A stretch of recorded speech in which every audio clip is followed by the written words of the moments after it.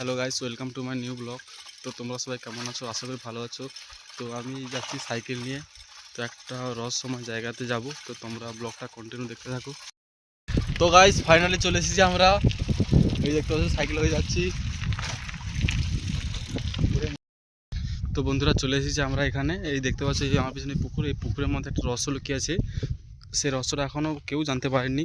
তো যেমন রান্নার ভাত হাঁড়িতে যেমন জল ফুটলে যেমন হয় না, সেই রকমই এইখানটাতে হতো।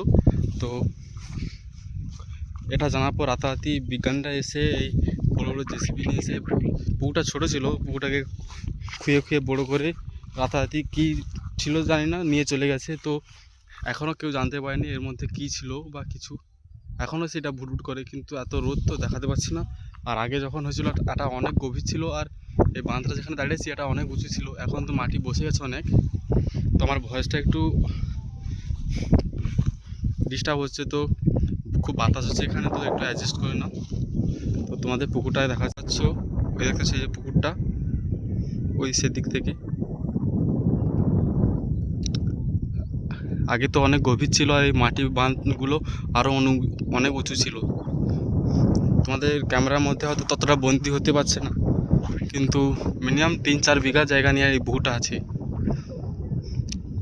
আর আমি এখন দাঁড়িয়েছি উঁচু বাঁধে, দেখতে পাচ্ছ। তো এখন খুব রোদ, তো তাই ক্যামেরাতে জুম করে দেখাতে পারছি না যে যেটা ভুটভুট করছে এই জলের মধ্যে। তো গাইস আমরা এখানে ফটোশ্যুট করতে আসছিলাম, তো এত রোদ তো ভিডিও করা যাচ্ছে না, তাই চলে যাচ্ছি, দেখতে পাচ্ছ।